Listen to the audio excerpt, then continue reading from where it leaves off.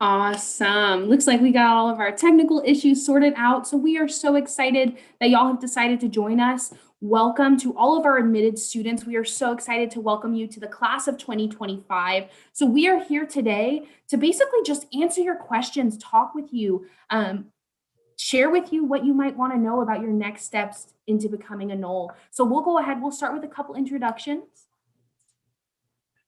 Good afternoon. First of all, congratulations to everyone for receiving their offer to Florida State. My name is Rashad. I'm one of the regional admissions counselors here, and I work primarily with students from Miami-Dade and Monroe counties. Awesome. And my name is Kara Axelrod. I'm a freshman admissions counselor on the Tallahassee campus. And I also went to FSU as a student, so super excited to be back working here. So hopefully we can answer your questions from a ton of different perspectives. And today is really unique because we have a ton of students with us who can answer so many questions for you. I'll also pass it over to one of my colleagues who's with us today as well. From University Housing. That's me. Hi, Mandy Shields with University Housing. It's an exciting time for us and for you, and so happy to be here to answer any questions. And we have one of our awesome student assistants with us here too. I'll let her introduce herself. Hello, hey everyone. My name is Kalisha James. I'm a public health major here at FSU with a minor in psychology. I'm originally from New York, but I moved to Tampa when I was 8, so I know a little bit about Tampa if anybody is from there. Some of my campus involvement, I am a part of 2 e-boards here on campus, and I'm also an inducted member of another org as well. So. Awesome. And now we can pass it on over to our students to go ahead and introduce themselves. Go first. My name is Jordan. I am a senior from Fort Lauderdale, Florida, currently studying business management, professional sales. I am involved in the FSU sales team as well as a freshman honor society and a lot of different organizations on campus, including a business fraternity. So if you guys have any questions about business, let me know. Hi guys, my name is LB. I am a film student. I'm from Sewanee, Georgia, and I am involved in quite a few different things. I'm a university ambassador, and I also am in 30 and 60 sketch comedy troupe. Hello everyone, my name is Selena. I am from St. Cloud, Florida, around the Orlando area. I'm majoring in family and child sciences on a pre-med track. And I'm a junior here, and a few things that I am involved in is I am part of the FSU's Phi Delta Epsilon, which is a medical fraternity here, as well as Big Sister and Little Sister. Hi all, my name is Megan Hines, and I am a senior studying family and child sciences from Woodstock, Georgia. My main involvements here on campus are dance marathon. I'm also a university ambassador and had the opportunity to serve as a 2020 orientation leader. Hey everyone, my name is Sarah. I'm a senior majoring in biochemistry. I'm from Mobile, Alabama, and I'm involved in quite a few things, but I'm in Marching Chiefs, which is our band here at FSU. I'm the president of FSU iGEM, which stands for the International Genetically Engineered Machine. So if you have any research interests, please ask me. And I was also part of Europe, which is the Undergraduate Research Opportunity Program. Hi everybody, my name is Gabriella. I'm a junior here at FSU. I'm a double major in biology and psychology. I'm from Winter Garden, Florida. Some of the things I'm involved in are FSU Honors Program and Presidential Scholars Program, the Student Government Association, and Dance Marathon at FSU.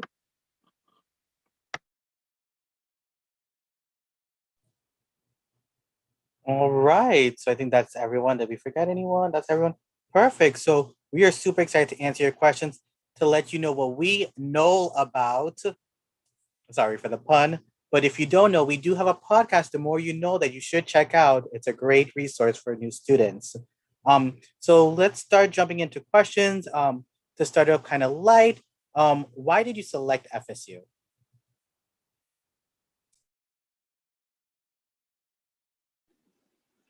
I'll answer that. I think it was my tour at FSU when I came onto campus. even now with everything going on, I was able to see how wonderful the campus was and everything that this school had to offer. So I think it was the tour that really drew me in, and it made it feel like it was home for me.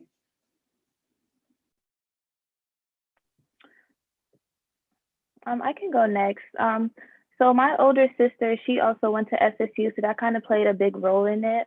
Just seeing her go to FSU and be involved in orgs, it made me really kind of like fall in love with the university. I also love how many resources that FSU has. When it comes to like, mental health, we have the counseling center, we have ACE when it comes to tutoring. So I feel like FSU really does care about the students and they try to make sure that everyone succeeds. So that's something that I really like. I think for me, I chose it, one, because campus is beautiful.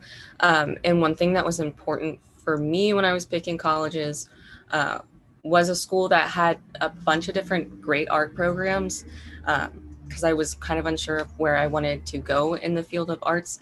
And FSU just luckily has some of the top programs for anything under the sun, like film and theater and just visual arts. So that was the main reason for me.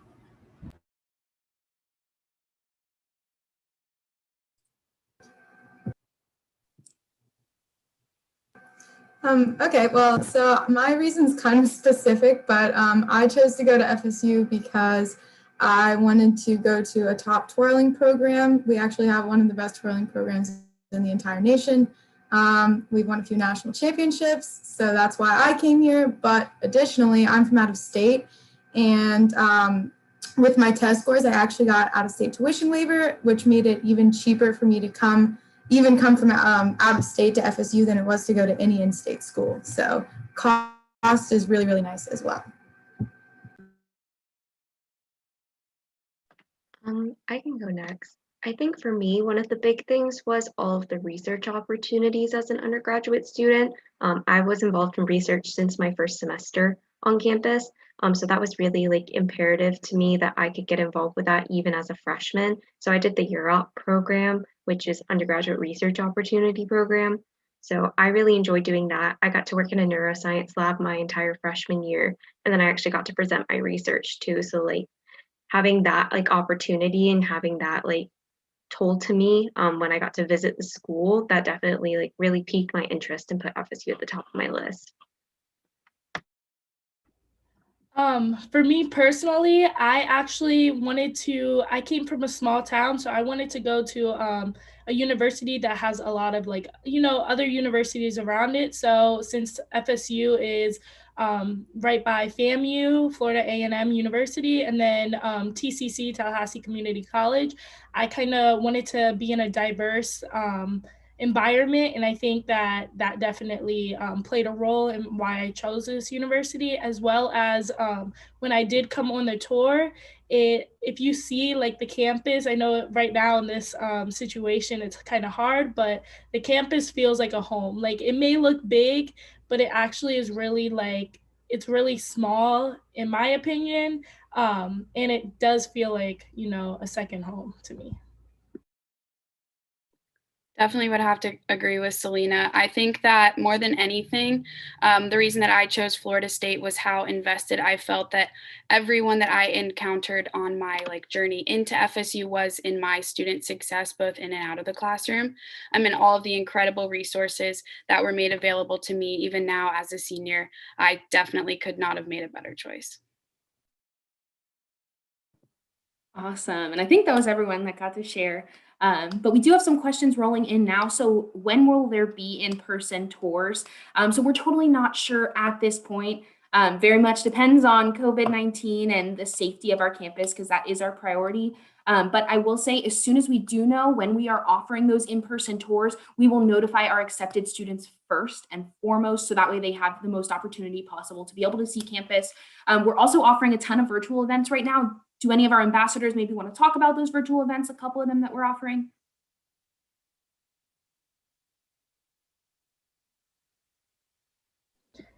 I can talk about Jordan, did you want to go? You can go ahead, Selena. I can talk about the virtual tours. So me personally, I've done both an in-person tour as well as like a virtual, and I think the virtual tours are very helpful when getting kind of a glimpse of FSU, because there's a lot of pictures that go into detail. So if you haven't done a virtual tour, I would highly suggest that, because you do get a lot of information, and it's more personal because it's more of a smaller group, so you can ask those one-on-one questions to kind of get more of, if you have personal questions, to get those answered as well.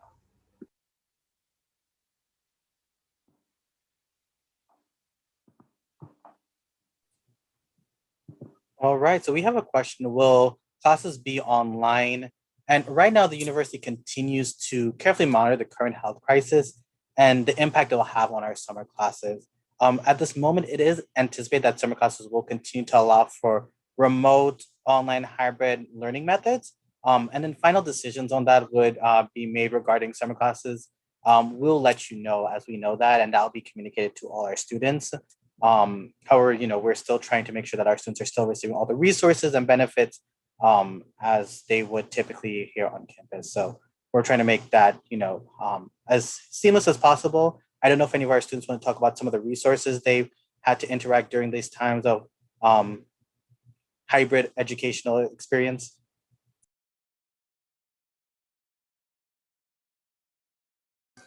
Sure. So I have remote classes, in-person classes, and hybrid classes, so I can kind of do a rundown of all three of them. Remote classes can be either synchronous or asynchronous, which basically means you'll either show up at a given time for a class with the professor and they'll lecture live, or they can just post the videos onto Canvas. Now they're still going to have their office hours, which is a designated time that they have each week to just sit there and answer any questions that you may have about homework, quizzes, exams, or even if you're interested in their research. So you definitely still have access to all of those resources, even though it's not necessarily in person. I actually kind of like Zoom office hours better because I don't have to take a trip all the way to campus just to go see a professor. You can just log in online. So I actually really prefer remote office hours. In-person classes and hybrid classes, when you go in person, all you have to do is wear a mask and social distance. The class size is a lot smaller. But luckily I've learned to project my voice a lot better because you have to wear a mask and you're in a large auditorium. But yeah, I would say nothing has really changed when I go in person, other than just wearing a mask and there's fewer people in the classroom, but I get to do all the same labs that I was going to do previously. And yeah, there's no disadvantage though to doing all remote or all in person. Awesome. I'm going to pass this over to one of our housing folks. Can we choose our Suitemates, or are our Suitemates assigned to us when that process opens? I can take that one. So you are allowed to request one roommate. And in order for you to be placed together, you need to mutually request each other. And so if Sarah and I request Sarah because I think she'd be great to live with, and Sarah's like, I don't know about that, we won't be placed together if she does not request me back. And so you can request one roommate. We find that anything more than that, we end up with non-mutual requests, and we don't know what you're trying to do when it gets to 3-4 people. So one roommate. We do have a couple of triples. We do have some triples on campus. So if we have a scenario where, we've had triplets who have wanted to live together, we can accommodate that for very special circumstances, but one roommate. And so your suite mates would be assigned through the standard assignments process. All right, so our next question, I think this would be great for our ambassadors to talk about their experience with this, but can freshmen have cars on campus? I can take that one. My freshman year, I did not have a car on campus, and originally I begged my parents to let me bring a car to campus, but I didn't need it. I was able to walk through campus, and FSU is the most compact campus in the state of Florida, so it's really easy to walk from one end to the other in about 15 minutes, 20 minutes for me because I am vertically challenged, but it's super easy for us. People use scooters. Sometimes you see the little mopeds, the bikes, but we do have 6 on-campus parking garages that are available to students if they do choose to bring their car to campus. But I could tell you as a freshman, you don't need it. We also have our bus systems, which go throughout campus as well as to a few off-campus facilities. So it makes it easy for our students if you do not have a car. I didn't have one all the way up until my junior year. Awesome. So another question that we just got is, how many classes do students typically take during the summer? So that would be 6 to 9 credit hours or 2 to 3 classes. And I'll pass it over to an ambassador if they just want to talk briefly about what summer classes kind of look like on campus, how often you meet.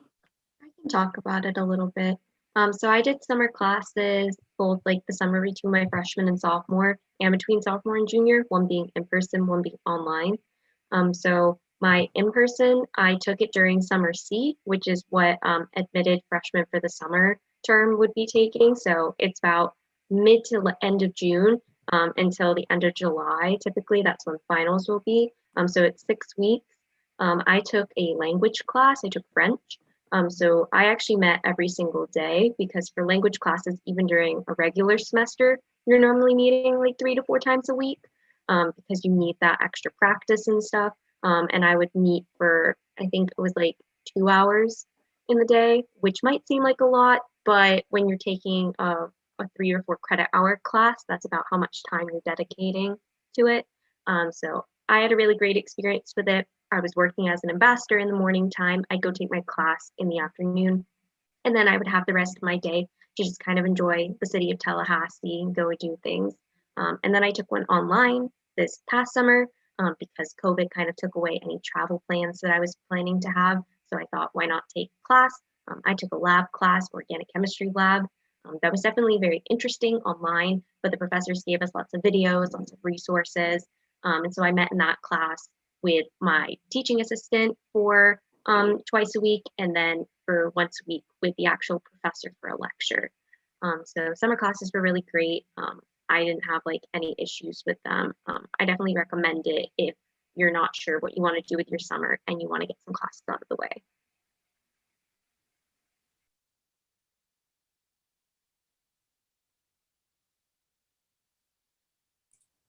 All right, so speaking about classes and summer classes, I think this is a great for our next question is that, what is the course selection process and how much support do students receive from their advisors?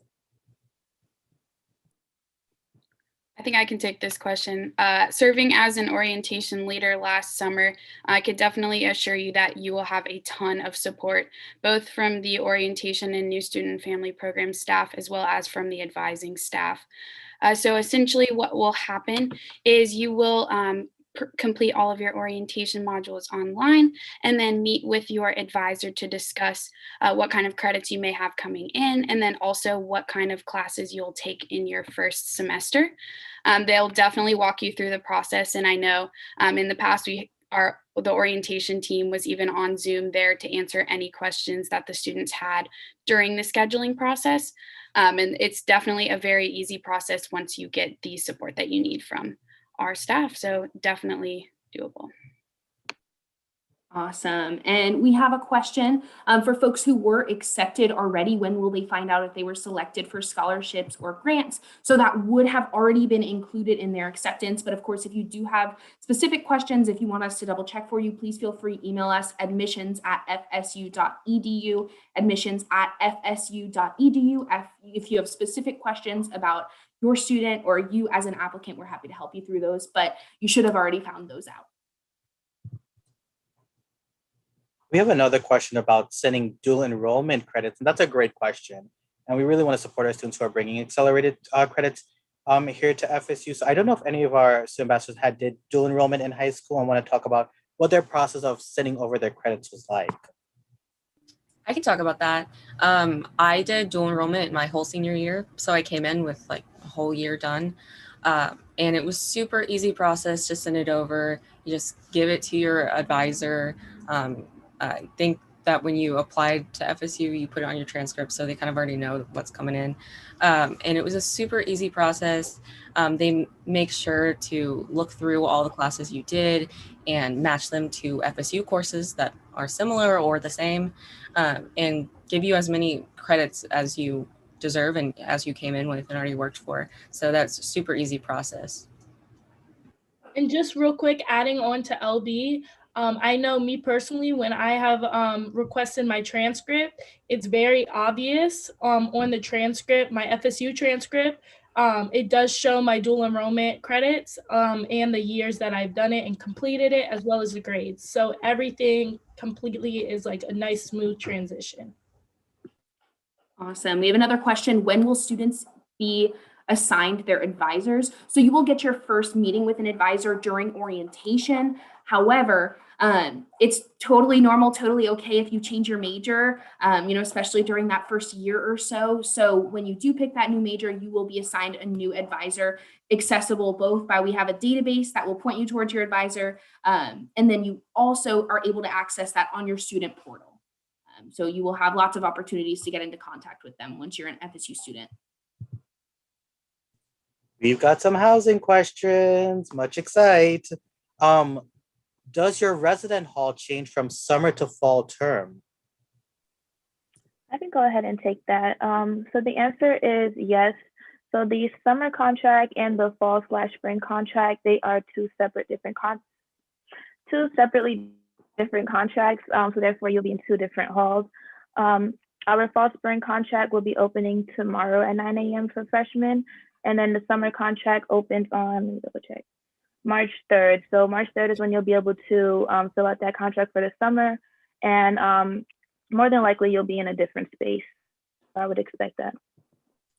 And then talking about housing, once you hit your sophomore year, do sophomores stay in the residence halls or do they move on to off-campus housing? What's the deal? What is the deal? So most of the incoming freshman class lives with us. And then at that point, most of our students are ready for an off-campus experience. So we have about, I saw some head nods from our student participants, which I appreciate. So we work really hard on that first year transition, making sure that students kind of get acclimated and supported through that important first year. We have about 1,200 upper division students who live with us out of the 6,700 students on campus. And so we do have some students, often they are student leaders who have late or frequent on-campus commitments, and so the convenience of being on campus is really key to being close to resources and not have to worry about things like parking or, so much the weather or anything like that to get around. So some stay with us, but our focus is on that first year transition to get ready for what's next. Awesome. And speaking of that first year, we do have a question regarding choice of the actual residence hall buildings. So if you have a roommate that you have selected and you both request different buildings as your first choice, can you talk a little bit about what that process looks like? Do they have to request the same building as their first choice?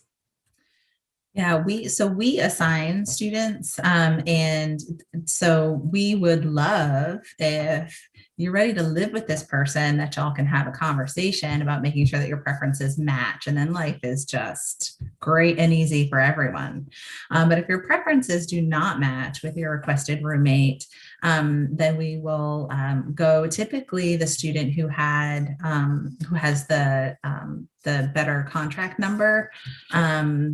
Those preferences will kind of take the direction, but it can just depend on what spaces are available. So the takeaway here is to please have your preferences match. It makes things so much easier. But we have some buildings that are very similar to each other. So sometimes it's just a matter of if you requested buildings that are very similar to each other, we find the one where there's space for you to be together, because we know that that's what's most important, is that you're together if you requested each other.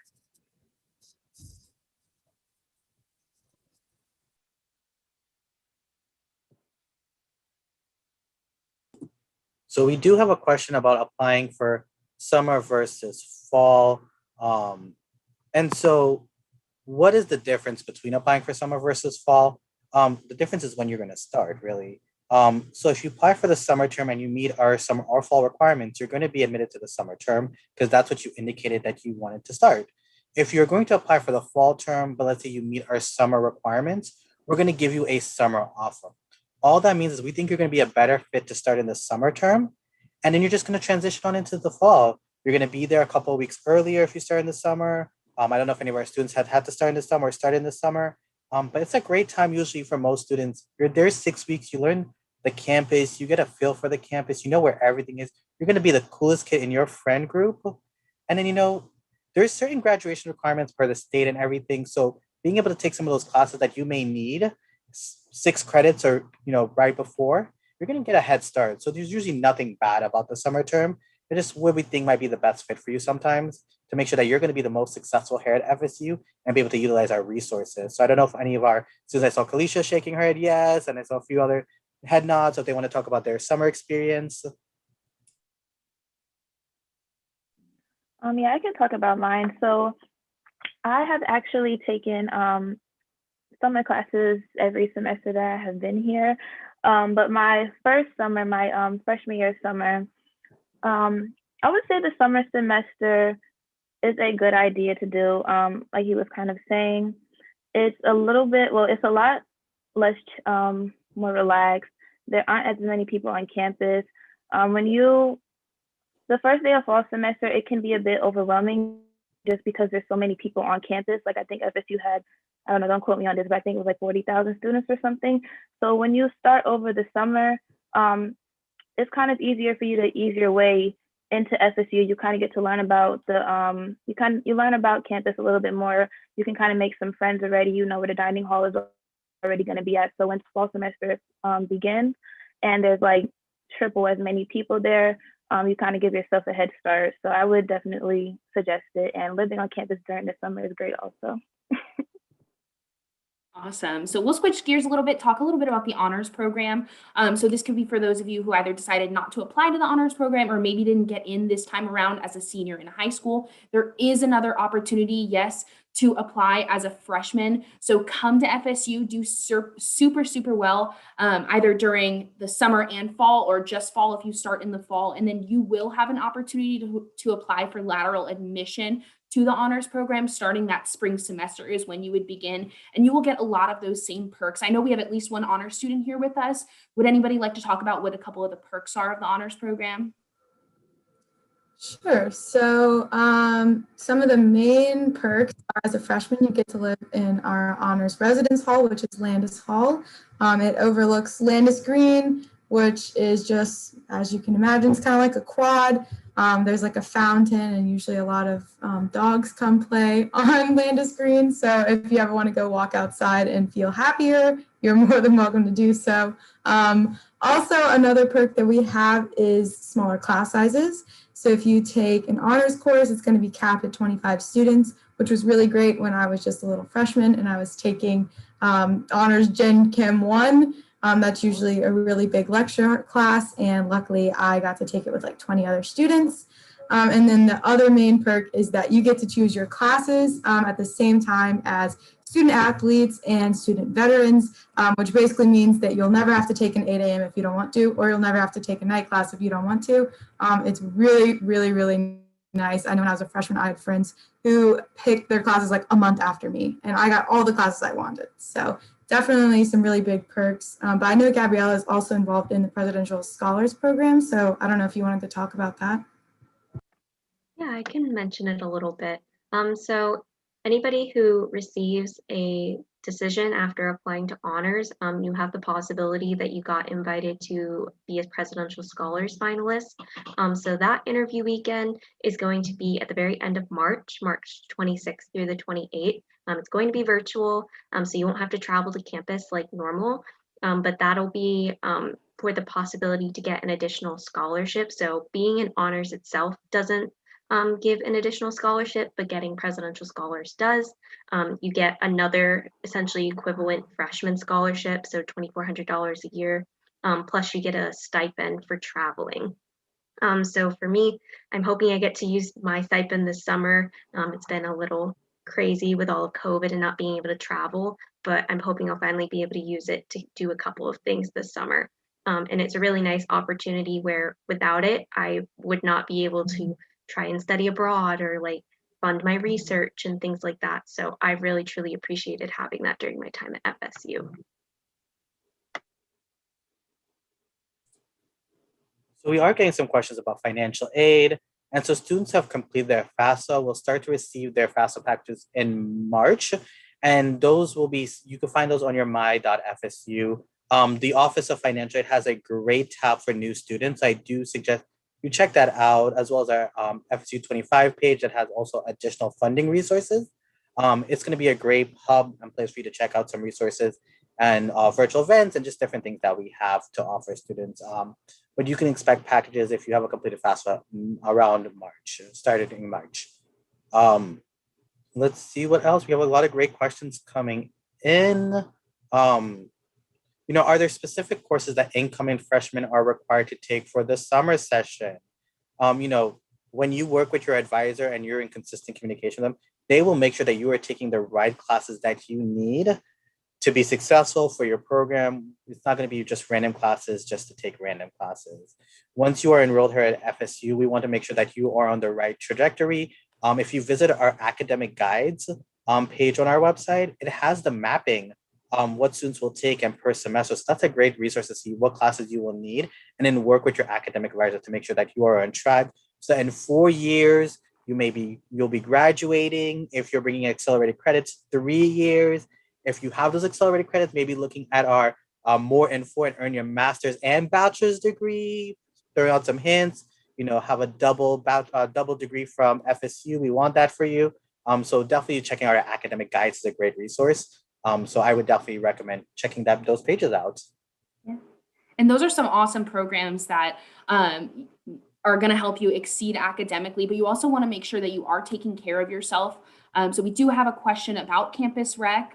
Taking care of your wellness while you're here. Are they open right now? Yes, they are. I'm going to pass it over to a student in just a moment to talk a little bit about if anyone's been to our fitness facilities or taken any fitness classes since COVID has started. They, as soon as they flipped our fitness facilities upside down. They spread out the machines. They have completely redone it. And done really an incredible job of making sure that our students can still stay physically and mentally well while staying safe at the same time. And so they are also holding fitness classes outside and extremely spread out. They flipped our basketball gym in the fitness facility into a group workout facility. So they're really doing a fantastic job with that. If anyone wants to kind of speak on what their experience has been. I can talk about it. I've been to the campus gyms like every week since they opened back up, and they've done a great job at making sure everyone's safe. You wear a mask when you are inside the buildings. You also have to sign up to come in beforehand. So they'll have limited capacity spots. You sign up for a time and you can go for like an hour each. And that happens every Monday through Friday. And we have 2 on-campus gyms. We have the big one, which is called the Leach, and we have a smaller one that's located inside our Health and Wellness Center. Both of them are open most days and do that limited capacity work. They also have sanitization stations. They require you to sanitize before and after you use the equipment, and there's also employees walking around cleaning everything. And as for their group fitness classes, the outside ones are great. It's been nice to get out and work out with other people again. But they also do virtual classes. Like I know they do virtual yoga. So if you're at home, you can always join in on that fun.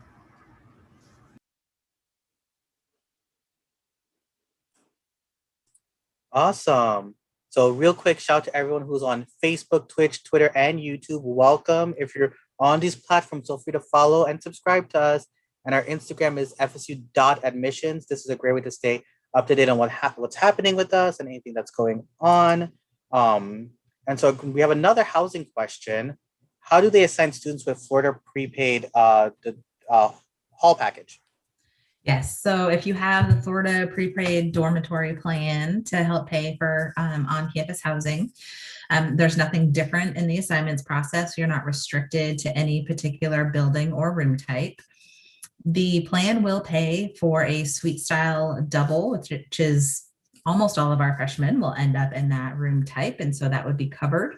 If your student requests a more expensive space in a more expensive arrangement, then the difference between that suite style double and the higher room rate is your family's responsibility. So that may be covered with other financial aid, so you have no out-of-pocket expense, but the difference will be your family's responsibility to cover outside of the dormitory account, but it doesn't restrict assignment or participation in any program for housing at all. We will, when you do the housing contract, if you do that before you do a housing contract at any other Florida school, that we will know that you have Florida prepaid dormitory account, and they will actually pay your deposit for you in addition to that initial question. Just want to say that makes it very easy. And so, Mandy, what if, I receive my assignment and I'm not feeling it? Is it possible to change prior to moving in? That's never happened. Everybody's always been very perfectly happy with everything they get. Yes, we have a reassignment process that will run through the summer because we do have some folks who will, we get domino effects, right? One student moves and so it opens up a room somewhere else. We'll have some students over the summer who make a decision that they're going to attend somewhere else or they can't attend school for one reason or another. So we do get some spaces that open up, but typically not very many. But we do have a reassignment process that will be on the housing portal over the summer. And in that request, students can tell us what they're interested in as far as building and room types, and we will honor that if we have something that becomes available. And now about term changes. Can you switch to fall if you are admitted for summer? So if you receive a summer offer, no. So once you receive that summer offer, when you accept it, you are saying that I understand if I come to Florida State, I have to start during the summer term. Now, if you are admitted directly for summer, meaning that you applied for summer and you were admitted for summer, it may be possible, of course, not guaranteed because our profiles do look different for the fall and summer. So you will need to reach out to us individually. Once again, our email admissions@fsu.edu, and we can definitely take a look at that for you.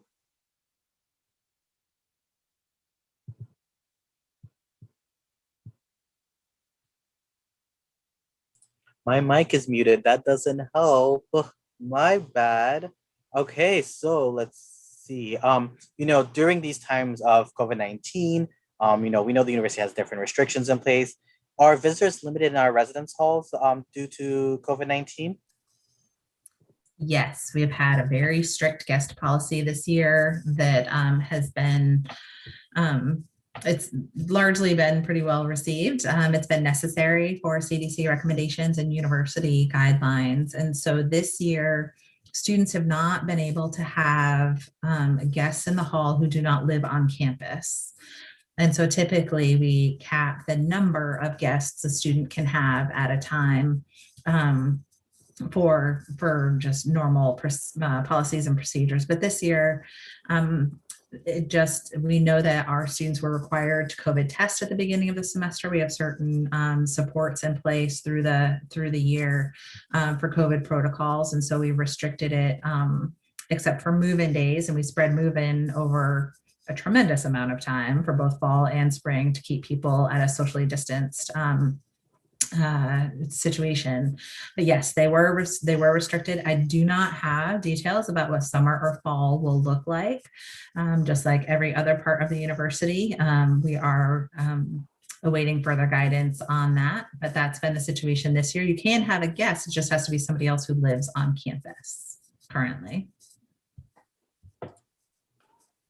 Awesome.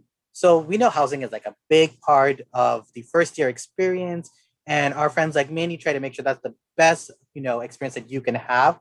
But do some of our ambassadors and students want to talk about, what their experience living on campus their first year was like? I can talk about this. I had the best experience living on campus. I lived in Landis on the first floor, so I could just walk out and be on the green. And I also had all my classes in the Honors Scholars Fellows House building, which is the building that's on top of the Chick-fil-A. So I literally had a 2-minute walk to class every single day for the whole year. It was a great experience. I loved my resident assistant. He was there for me, showed me everything that I needed to know about FSU. I found my roommate on Facebook. I had the best roommate ever, hands down. And overall, it was a great experience. I highly recommend it to everybody. I can go next. I know me personally, I roomed with my best friend. So I kind of came in with like knowing one person, but we also wanted to like, have that space where we could meet other people and have other friend groups. So I know that just living on campus definitely allowed us to, when we're going to the dining halls, just walking around, we would go on Landis Green, which is a popular place on campus, and we would go to Landis and just see different events going on. And we didn't know what they were, but we would go out and see and figure it out. And I know I now have some friends that like have been with me since freshman year that I just met out just walking around campus. And I know they have like a lot of like the RAs, resident assistants, you're assigned with them. I know that they have a lot of events that take place. Me and my resident assistant, we have definitely grew a strong bond. I still connect with her to this day. So me personally, I've had a really great experience. I highly would suggest it. And I know like people say to get that full freshman experience, you should.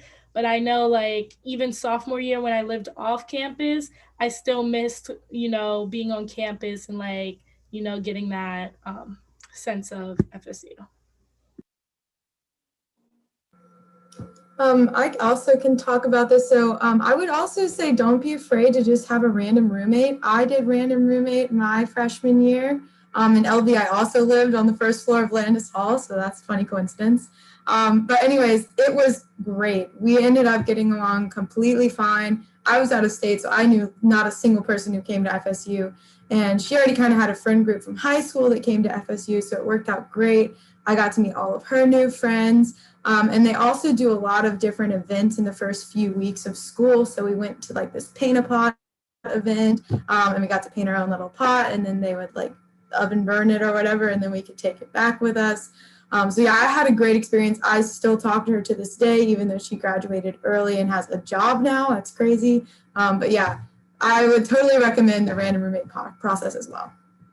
Yeah, and just to throw something in there is that these are some very, very positive roommate experiences. And sometimes it's not always cookie cutter and so wonderful. And I'll pass this on over to the experts to talk about it, but our RAs, our resident assistants, are trained in mediation and helping you develop that positive roommate relationship, even if you're not the best of friends. Yeah, that is true. It's not always rainbows and unicorns because we have two humans who have different backgrounds, different needs, different communication styles, trying to work it out. I will say I went to school a minute ago. I graduated before this incoming freshman class was born, but my random freshman roommate and I are still friends.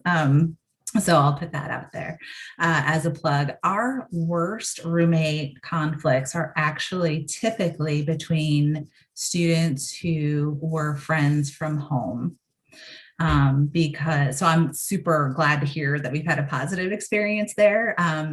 But if you're going to live with somebody from home and request them as a mutual roommate, just be very careful that you understand that you're coming here to change and grow and learn and become someone other than how you arrive. That's the point, right? And so those changing expectations and roles can really affect from home relationship.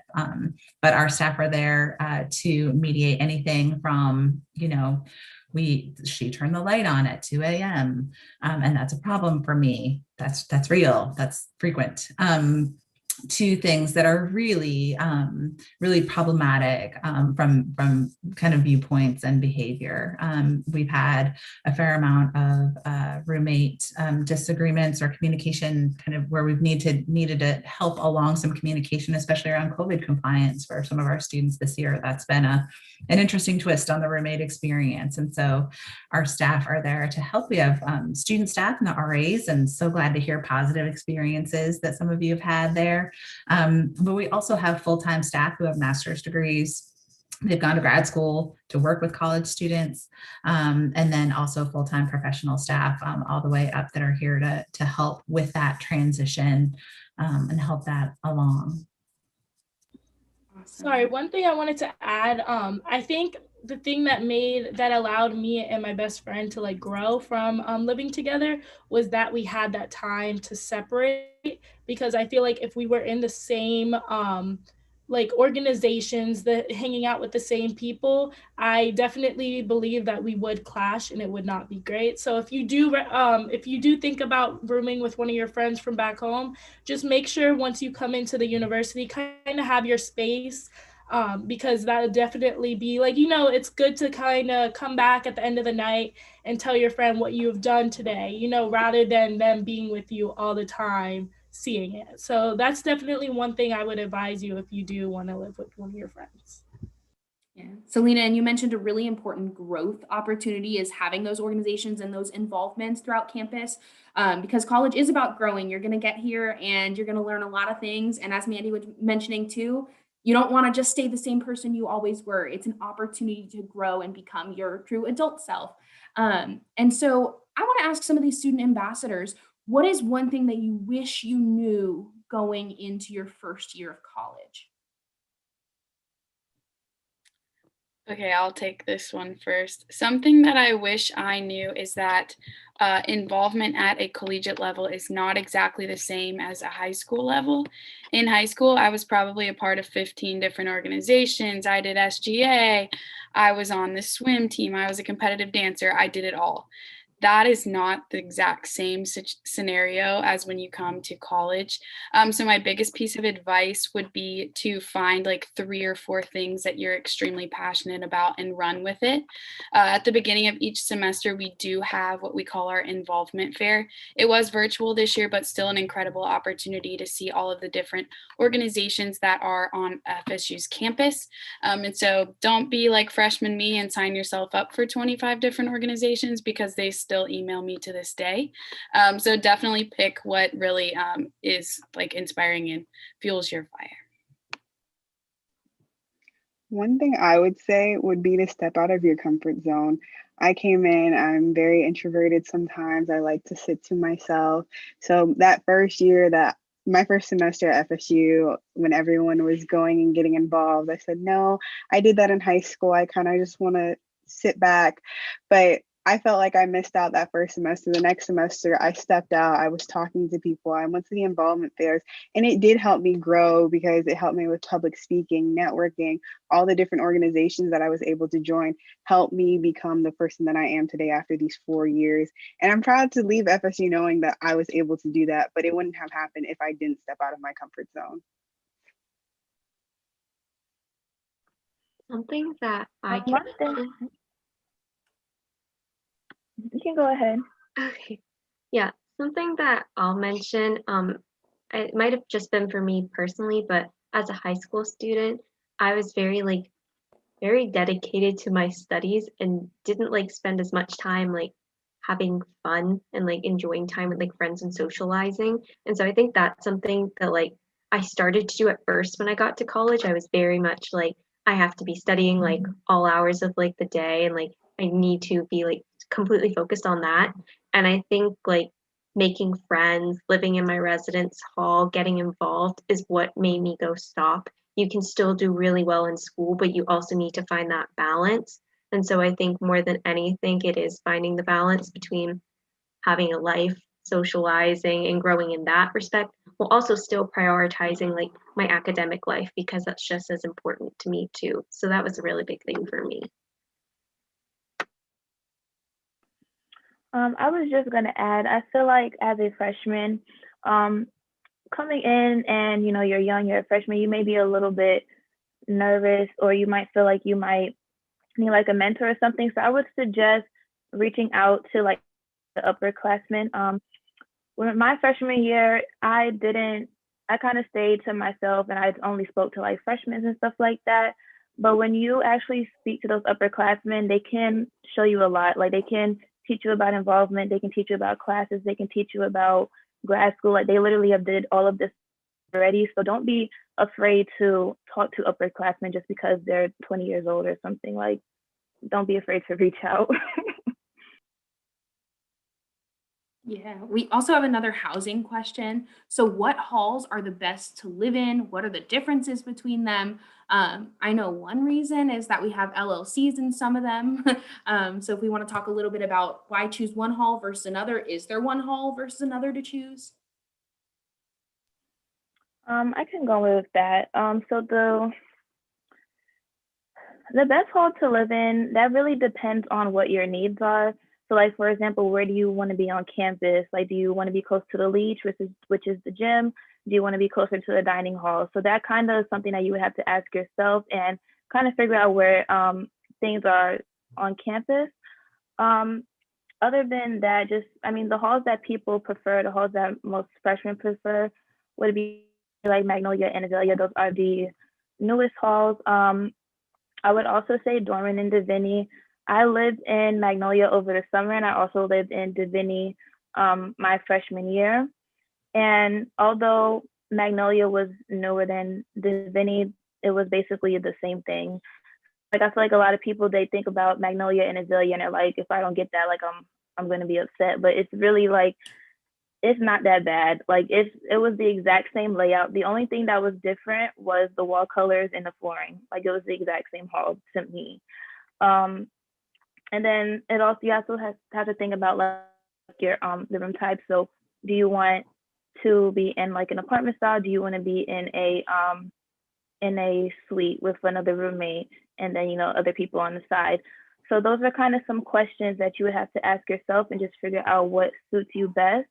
But just so you know, majority of freshmen will be placed in a suite shared, a suite double with shared bath. So I would expect that, but just, look at the dorms and figure out like what suits you best. And then that will be the best way for you to rank your preferences when you submit your contract. Yeah, I'll jump on the LLC part of that. I can't stress enough how important location is for campus, and I'm guessing that we probably have some guests who have different priorities, right? We have, even in this group, we've got folks who wanted to be close to Honor Scholars Fellows. We had folks who probably wanted to be close to the field to get to marching chiefs practice. We got folks who wanted to be close to the leach. It just kind of depends. If you are bringing a car, the west side of campus has the best parking. There's just no parking to be found in the heart of the east side of campus. So different things for different folks. There is more the same than there is different about your actual experience living in the halls. Every hall has the resident assistant staff and the professional staff, the front desk. The programming is the same in every first year hall across campus. So all, as Kalisha said, like, all is not lost if you don't get your first choice building, I promise. We do have 9 living learning communities, which are small communities where students who have a common interest or major live together. And you can find those right from the front page of the housing website. The applications for those open on March 1st and are open until early April. So you've got some time. If you've got spring break coming up, that's a good thing to kind of put on your to-do list and research those living learning communities. Some are major based and some are not. So take a look at those. There are 9 of them. Costs you nothing to apply. Every class that you would take in a living learning community falls somewhere on your academic map. So it's not extra classes you have to spend time or money on. It's just a really great way. Housing is really so important your first year, so to stay connected and be supported. A living learning community is even one step further, where you're starting your time here at Florida State in fall and spring with students who you're starting with something in common, which is that's gold, right? In your freshman year. We do not have any living learning communities in the summer. Summer is just too quick for that to run. But for fall, check those out. And again, they open March 1st and close in early April for the first round of decisions. So you would know by May 1st if you've been invited to a living learning community. Awesome. And that's just such an important thing, is taking our big campus, because we do have a big campus with a lot of students, and finding a way to make it smaller. Living learning community is an excellent way to do that. I also like to talk about our FIG program, our freshman interest group program. That's another way to make our campus seem a lot smaller. That's where your first semester that fall, you would take a couple of the classes combined with the same students. So similar to how you would in an LLC, but instead of living together, you would take a joint colloquium, which you would meet once a week, and have an undergraduate mentor through that. And it's a really great way to bring you together with a community and make sure that you're supporting one another as you get through some of the challenges that you might face as you're growing your freshman year. So find a way to make it smaller. Awesome. I know Gabriella also mentioned she was part of the Undergraduate Research Opportunity Program, or UROP. I believe for y'all who are incoming, that application will be due May 1st. If you would like to be involved in undergraduate research as early as your first semester, Gabriella, would you like to talk a little bit about the UROP program? Yeah, I can talk about it. So Europe is going to be open to both freshmen and sophomore students. So if you're not sure if you want to do research in your first year, but you want to try it out in your second year, that's always an option. So you apply. Typically applications are due in May before you begin at FSU. So I applied while I was still a senior in high school. And then essentially you will be taking a 1 credit hour colloquium class throughout the fall and spring semester. So this will be a time where you're actually going to be meeting with 2 upper level students who did UROP in the past and are continuing to do research. So they are going to be kind of guiding you throughout this entire process, teaching you how to give an elevator speech, how to reach out to professors and get involved with a project, how to create your final poster, encouraging you to go to research conferences, things like that. So they helped me find my project. And then I interviewed with my professor, who I ended up working with. I actually interviewed with a couple, and finally ended up like making my decision. Definitely recommend that. Don't always go with the first project that you see and are interested in, because you never know what else you might find. So for me, my project ended up being a really great fit. I was working with human subjects, so I had to go through training for that. So after all of that, I actually got to work in the lab for the entire year. And then in April, I had been working on my poster and got to present it at the undergraduate research symposium. My professor, who was my mentor, came. A bunch of other like professors on campus came, my friends. I even had former Dean Laughlin. She was the Dean of Undergraduate Studies. She came up to me and spent time talking to me about my project, which was really awesome. She was super like interested because I was working with children with ADHD, and obviously that translates into adulthood and with students. So it was a really like cool and interesting project that had like a lot of relevancy. And Europe is for all majors also. You don't have to be in the sciences to do research on campus. I know that oftentimes is what people think of when they think research. But I had friends doing things with the law school and the international affairs program. My roommate was working on a project with the National Park Services and was mostly like keeping data and information together. I know that they have a dance research studio, and so lots of different things, just depending on what you're most interested in. But I definitely recommend doing research at least once, even if you end up saying this is not for me, because you never know. Can I quickly add that the Europe program, I was also involved in Europe, and it opens so many doors for you in terms of networking. You get a class credit. You can have your research published in our online journal called The Owl. You can continue doing research with your professor if you would like. There's so many different opportunities you have. And then, like, for instance, myself, I did gene editing research and ended up just randomly talking to somebody who was in charge of the FSU iGEM program, which I mentioned I ended up becoming the president of. So there's a lot of different opportunities that you can get from being a part of the Europe program, and it just really gives you a boost to continue your research career. Awesome. Thank you all for sharing those experiences. And so that's all really that we want from you. We want you to come here and make your experience your own. But there are a couple things before you can do that you have to do. So first thing, I'll start off, if you're interested in living on campus, housing, those contracts open tomorrow, the 24th. And Mandy, what time are they open? So they'll open at 9 a.m. You can do the contract anytime after it opens tomorrow through Thursday night at 11:59 p.m. and be on equal footing for a contract number, because we put everybody who does a contract those first 2 days into a lottery for a contract number, because we don't expect you to be available at a specific hour and time in order to get your housing situation settled. So anytime during those 2 days is the same as any other during those 2 days. So no worries. It's also open until May 1st. But if you want to be in the earliest contracting group, that is it. But please do not get stressed and then call me at 9:15 tomorrow morning and say that you're stressed, because there's no need. Nobody needs more stress right now. Take your time, do it when it works for your family schedule.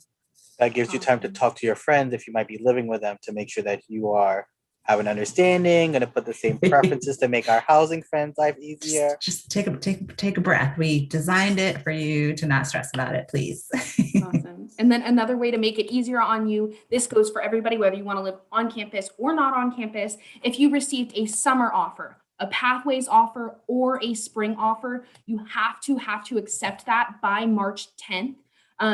Accepting it does not mean that you're accepting your place at FSU. It's just saying, I accept that if I come here, I accept my summer, pathways, or spring offer. So go ahead. It's non-binding. It does not lock you into anything. It's not going to make you pay anything just yet, but go ahead and accept that because you do have to accept that before signing a housing contract. So go ahead, take care of that maybe tonight to make your life a little easier tomorrow and the next days. So wait, Kara, yeah. If I want to commit now, what do I do? Yeah, so that's actually another thing you want to make sure that you do. So if you're ready, you're locked away. FSU has been your dream school forever. You got in, congratulations. We're excited to have you. You technically have until May 1st. So that'll be available soon for you to do, but you're going to want to pay your you're going to want to pay your non-refundable admissions deposit. And then you'll also have an intent to enroll form that it says, yes, I accept, I'm coming to FSU. You'll have until May 1st to do that, but you can do it prior to then if you know this is where you're coming. And then lastly, I also just want to share, this is absolutely a requirement. I mean, it's just absolutely required. You have to follow us on social media to stay up to date with everything going on. Share your pictures with us, your acceptance videos as they were coming. We're so excited. We got to watch a bunch of them, I know, on decision day. So those were really cool to watch. But follow us, and we post some really important updates about our process and next steps as we go. And on Instagram, it's fsu.admissions. And on every other platform, it's FSU admissions with no dot. So fsu.admissions on Instagram and FSU admissions on the rest. And we're really excited to get to know you through social media and get to interact with you there. But thank you so much for joining us. I'm so glad we had so many awesome ambassadors here too today. They got to share their stories. Our housing folks got to join us too. So we're really, really glad that you were able to join us today, whether live or you're watching this later. Hopefully this was some really helpful information for your next steps as you make your way to becoming a Seminole. Congratulations, and thanks for joining to hear about our students' Noles experience.